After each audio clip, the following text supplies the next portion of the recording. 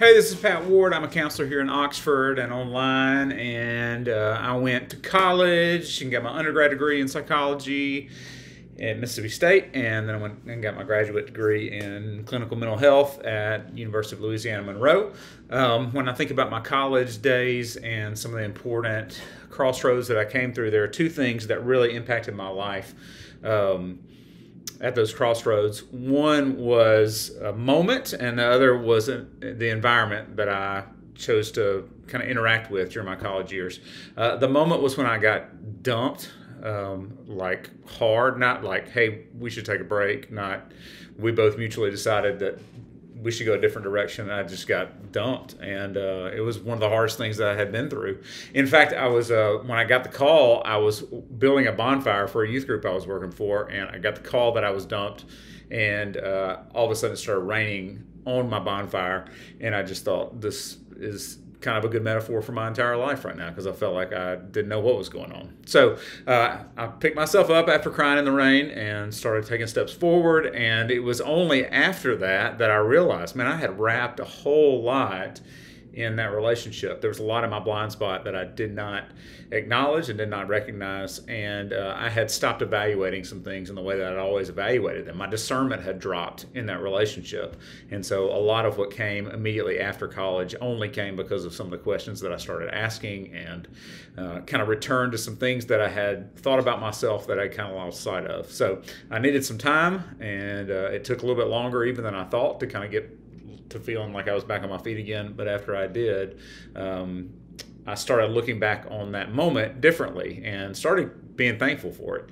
and still am in kind of a Garth Brooks unanswered prayer kind of way, because a lot changed in my life, and the way that I was walking, the path that I was on, was not leading me where I am now. So I'm actually thankful for the change that came, even if it was painful.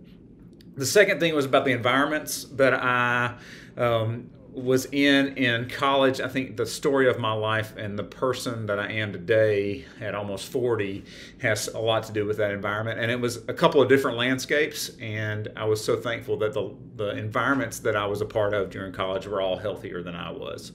And I was trying to be healthy. I was trying to be honest. I was trying to grow, but I was a part of some environments that were even healthier than me. And so I was a part of First Methodist in Starkville, a part of volunteering for their youth group, and had a little job there. Even I was a part of the Wesley Foundation. I was a part of Camp Lake Stevens during all my college years. And even though I struggled in ways that I see a lot of other college students struggle, there were always guardrails.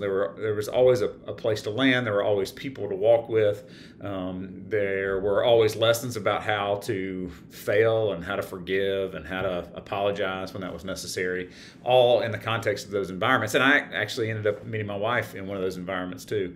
And that my life changed because of that. And so those are the things that, as I think back about my years in college, I did not expect for them to have as big of an impact on me, but I'm really glad that they did. As a counselor, I really like to ask questions. I have two important questions about this that maybe you should consider. One is, are the environments that you're a part of during college, are they healthier than you are? Or are you the healthiest part of those environments? And if the latter is true, then it may be time to reevaluate and spend time in settings that push you to grow and challenge you to grow. And then the second thing is, are you capitalizing on all the setbacks that you've experienced in college? They hurt, there's pain, there's suffering, there's expectations that go unmet, but we don't have to squander those times. We can make that pain and that disappointment and that suffering count for something. So I know that was a big part of my story, and has become a big part of who I am, and so I hope the same is true for you guys too. Thanks for listening, and take care.